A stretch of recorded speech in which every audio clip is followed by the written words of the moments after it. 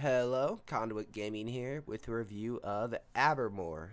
So, Abermore, however you want to pronounce it, is a game I was pretty hyped for. I wish listed it like, I don't know, 2 months ago maybe. Thought it seemed like a cool, like, thief, first person RPG type of game. It promised every level would be procedurally generated, no two missions would ever be the same, it would be set in a Neo Edwardian city, which all sounds really unique and cool. And then the game came out and it was an awful bug filled mess. Like, I don't even know where to start. Really disappointing overall, but I guess let's start at the tutorial. The game opens up with you being on a ship, you customize your character, but honestly, every character looks awful. Like, I tried to make my guy look good or at least decent, but he still just looks like a 50-year-old man with like a 20-year-old body. I don't know. It looks real weird, but good thing you don't see your character too much. So first off, you're hungry. So your first task is to steal some apples. Kind of takes you through like a basic tutorial, but here's where the game already kind of starts to show its cracks a little bit.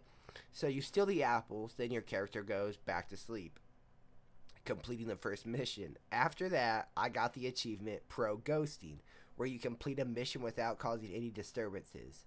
It's like, for real? Like, of course I finished a tutorial without alarming anyone. That's the point of a tutorial. That right there really made me think, like, wonder how the rest of the game is gonna play out.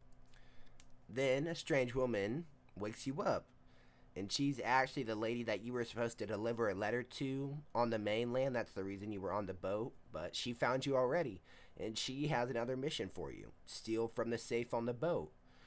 Which you then do. It's basically kind of like a slightly harder tutorial.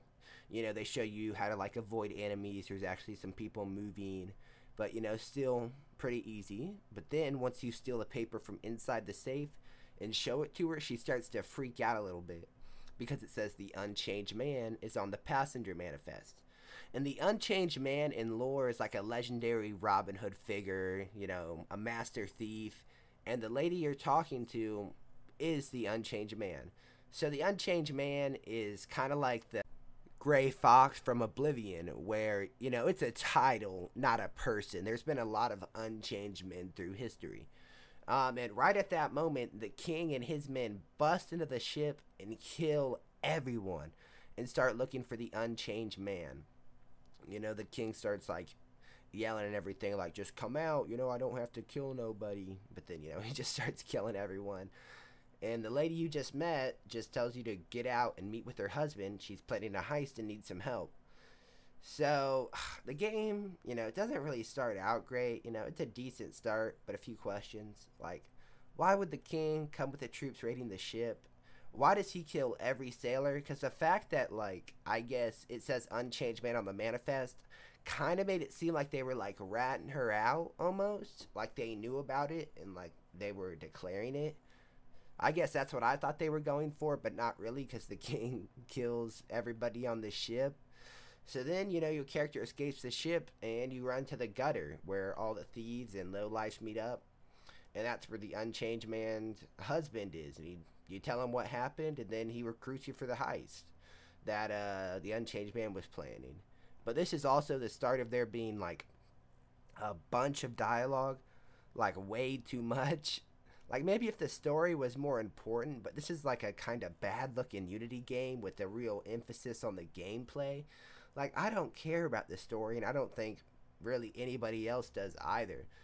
And then having just everybody talk my head off, like, probably like the first 30 minutes, the first like 15 minutes of it is just all dialogue. And it's terrible. It's annoying. Like, why do I have to talk to so many people about everything? If you want a mission, you go talk to somebody. If you're exploring the city, people want to talk to you. And they always have so much to say. And it's especially aggravating with the bugs where I've had to restart my game so many times because there's no saving throughout the day. It restarts the whole day, so you have to go through all the dialogue again. It's super annoying. Like, I really cannot stress this enough. Do not buy this game unless you're comfortable playing through a bunch of bugs. Like multiple time I've clipped through walls, the mouse becomes unusable, becoming stuck in stairwells. It completely kills the immersion and the vibe the game was going for. It really just like ruins the game. Maybe if this was an early access title and they mentioned that this would be a bug filled experience, it would be more forgivable. But with the game right now and the amount of bugs like making the game unplayable, as I mentioned, it's really just not worth it. Like basically every bug makes you restart the whole game. So it makes you restart the whole day. Like it really makes you basically get out of the game and get back in if you want to keep on playing. I think this game should have been in the oven a bit longer. Like take another 3 to 6 months and really just polish this game. Get rid of the bugs, make sure everything works properly, and you have like an indie gem on your hands potentially instead of whatever this game is. I'll talk on some positives about this game now.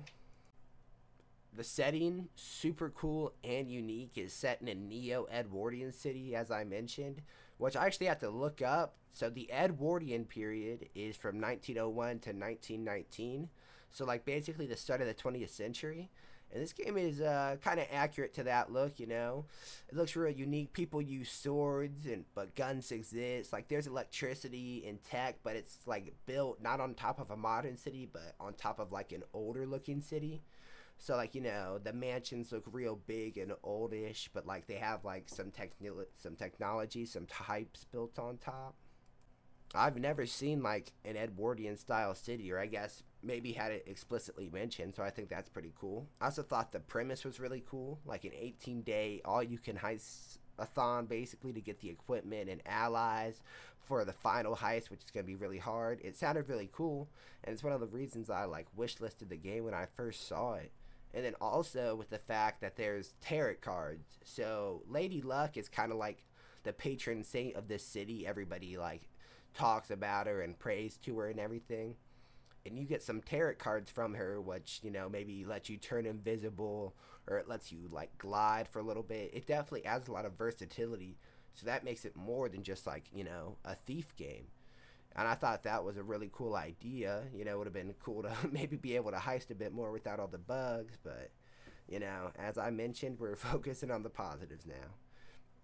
I mean, the game really just kind of reminded me of Thief with the setting and mechanics, but it was a lot more disappointing. So overall, don't buy this game until some bug fixes come out. It could be a diamond in the rough, but until the bugs are fixed, we're not going to know. That's all I have to say. This has been Conduit. Like, subscribe. We're pushing on the road to 100 subs. I know, crazy. But, that's all I got. I'll see ya.